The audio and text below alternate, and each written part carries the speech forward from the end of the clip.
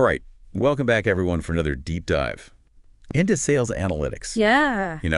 Picking up where we left off last time, all those traditional sales metrics we were talking about. Notice and images. Lots of them swirling around. Yeah. But today, we're kind of taking things a step further. Okay. And really exploring a method that can help us go beyond those general numbers to really pinpoint what's driving sales success, Yeah, I think Getting a little more precise with it. that's the thing, right? It's interesting because it's like you think you have a clear-cut picture, right, from those traditional metrics. Yeah. And then you realize it's not that simple. Not really, no. No, it's kind of like looking at a blurry photo. Yeah. You get a general idea, but the details are fuzzy.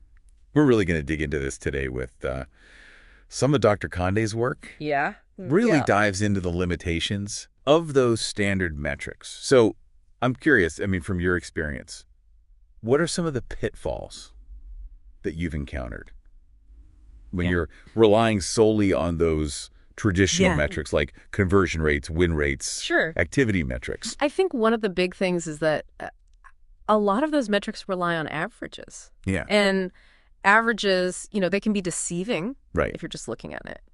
An average conversion rate. You miss out on the nuances of individual performance. You might have a handful of rock star salespeople who are crushing their targets. Yeah. And then you've got others who are, lagging behind. And the average just kind of smooths all that out. Yeah. Masks those crucial performance differences. It's like you said, you look at the forest. Right.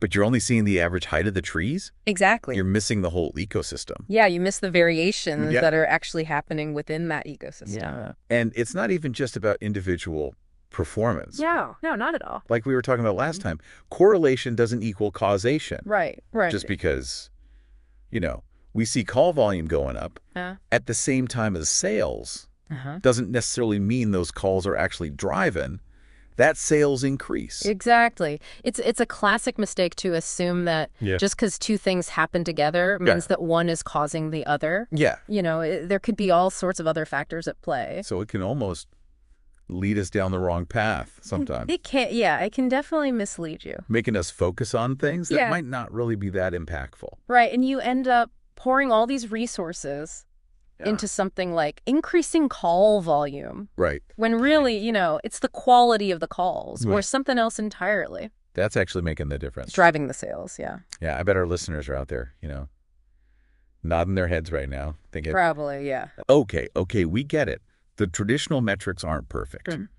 So how do we get to that clearer picture? That's the question, isn't it? Yeah. How do we know what's actually working? Well, that's where this idea of necessary condition analysis comes in, or NCA for short. NCA. It's about identifying the specific factors that are absolutely essential for closing deals. So let's break that down a little bit. Sure. What does it actually mean for something to be a necessary condition for sales success? All right, well, imagine you're baking a cake. Okay. You need certain ingredients, right? Yeah. Flour, eggs, sugar. If you're missing any one of those, You're not getting a cake. You're not getting a cake, no. Those are your necessary conditions. Okay. And NCA applies that same logic to sales. It helps you pinpoint the activities, the strategies, even the market conditions sometimes. Right. That must be present for a sale to actually happen. So it's not just about, seeing a correlation. Right. It's about finding those non-negotiables. Right. The things that have to be in place. The must-haves. For a deal to close. Yeah. It's like a checklist, almost. But it's based on, real data and analysis. And that's what I think is so powerful about it, right? It is, yeah. Your shifty focus. Yeah. From chasing those correlations. Yeah. To really understand those causal relationships. Like the underlying reasons why things happen. And it's going beyond just, measuring what is happening. Yeah. To understand what needs to happen. Exactly. It's about getting to the root of it. For success. Yeah. And then using that knowledge to actually improve your sales process. It really feels like a game changer. It can be. Especially for folks out there who are constantly trying to optimize their sales processes. Yeah. Make sure their teams are focused on the right activities. That's what it's all about. Making sure you're putting your effort where it matters most. So think about the implications for sales strategy. Yeah, instead of spreading those resources thin, right, you can use NCA to identify those high-impact activities and double down on them, working smarter, not just harder. Exactly. I like that. All right, so we've explored those limitations of traditional sales metrics. Yeah. And we got a little taste of what NCA can offer.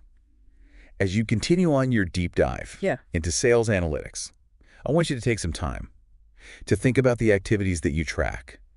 In your own sales process, are you confident that those activities are truly necessary for success? Good question. Or are there some hidden factors lurking beneath the surface that NCA could help you uncover? That's something to think about. It is. Thanks for joining us on this deep dive. Absolutely. It's been a pleasure. We'll see you time. See you later.